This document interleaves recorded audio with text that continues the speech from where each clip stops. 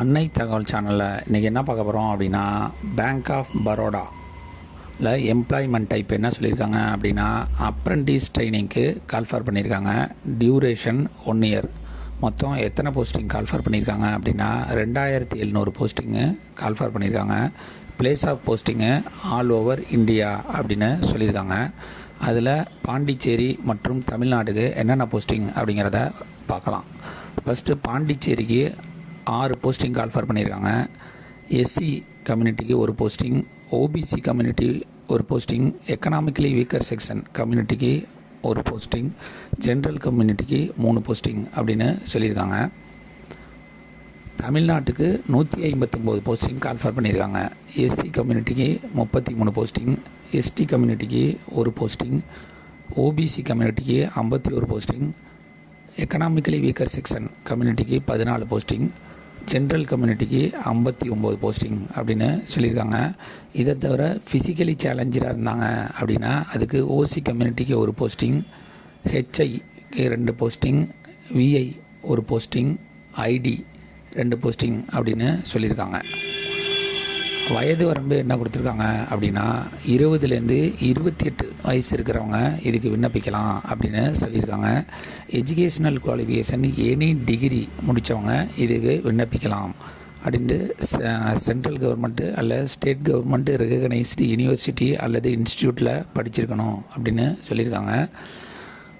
இந்த எக்ஸாமுக்கு இந்த ட்ரைனிங்க்கு விண்ணப்பிக்கிறவங்க என்ஏடிஎஸ் அல்லது என்ஏபிஎஸ்சில் ரிஜிஸ்டர் பண்ண கேண்டிடேட் மட்டும்தான் இதுக்கு விண்ணப்பிக்க முடியும் அப்படின்னு சொல்லியிருக்காங்க.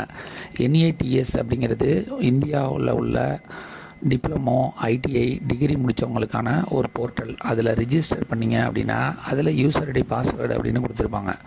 அந்த யூசர் ஐடி பாஸ்வேர்டு போட்டு உள்ளே போனீங்க அப்படின்னா அதில் ஜாப்ஸ் சர்ச்சில் இந்த பரோடா பேங்கோட லிங்க் வரும். அது மூலியமாக தான் விண்ணப்பிக்க முடியும் அப்படின்னு சொல்லியிருக்காங்க. இந்த ட்ரைனிங் பீரியடில் ஸ்டைஃபன் எவ்வளோ கொடுக்குறாங்க அப்படின்னா 15,000 அப்படின்னு சொல்லியிருக்காங்க.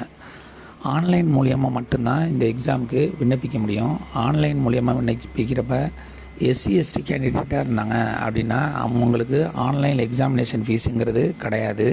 ஃபிசிக்கலி சேலஞ்சர் கேண்டிடேட்டாக இருந்தாங்க அப்படின்னா அவங்களுக்கு ஆன்லைன் எக்ஸாமினேஷன் ஃபீஸு 400.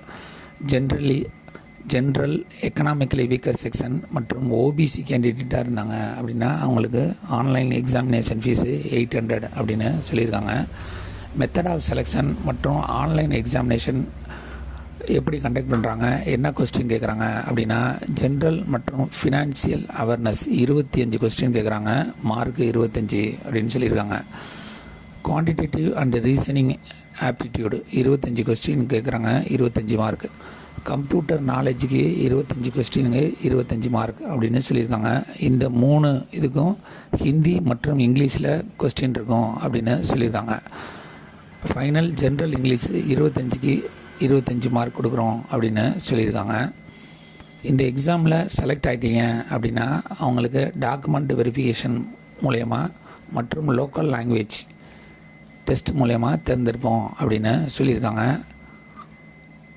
விண்ணப்பிக்க கடைசி நாள் 1/12/2026. டிஸ்கிரிப்ஷனில் லிங்க் கொடுத்துருக்கேன். விண்ணப்பித்து வெற்றி பெற்று பணியில் சேர்க. நன்றி, வணக்கம்.